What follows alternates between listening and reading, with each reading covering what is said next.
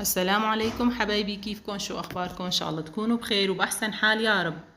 ربي يخلي لي اياكم ويحفظكم يا رب. اللي ما اشترك في القناة يشترك ويفعل زر الجرس لحتى يوصلوا كل اشي جديد.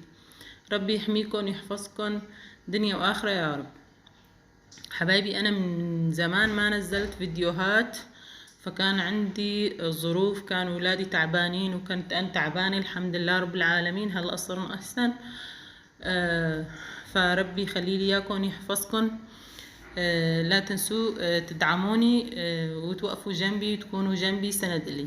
حبايبي هون الملوخية اللي كنت زارعتها، آه، هلا هاي بوقت العصرية كنت عم اقطفها، واجت لعندي بنت اخي واختي وامي ساعدوني، ومرت اخي ساعدوني فيها.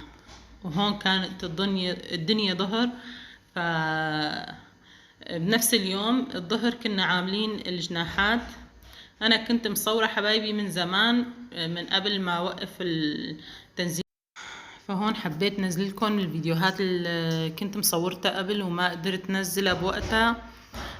الحمد لله رب العالمين على كل شيء. الحمد لله رب العالمين دائما وابدا، وعلى كل النعم بنحمده ونشكره دائما. وهون وقتها اجوا الحجاج، وهون جوزي كان رايح على بيت وكانوا عاطينه هاي علبة العطر الصغيرة المعروفة، هاي اللي بتجي مع الحجاج، وهاي المسبحة، وكانوا عاطينه مي زمزم وتمر كمان هو أكلهم هنيك. فربي يتقبل منهم يا رب. هون كانت المسبحة كتير حلوة، أنا عجبتني كتير.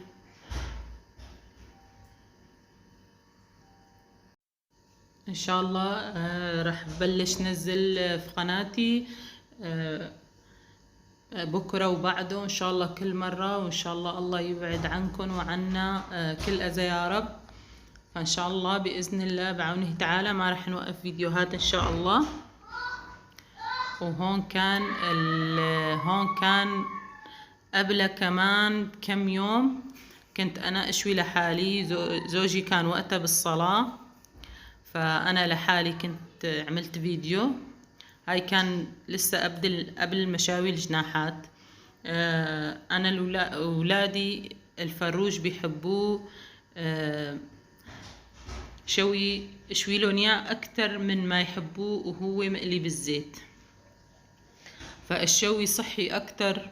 لما تشويها هي راح تجيبي لك فروجة في بيتك، يعني اذا شويتيها ولا قليتيها بالاخر راح تاكليها. بس المغزى انه لما تشوي ما بتاخد دهون، ما بتاخد زيت، فكل هذا الشيء مضر بالصحة.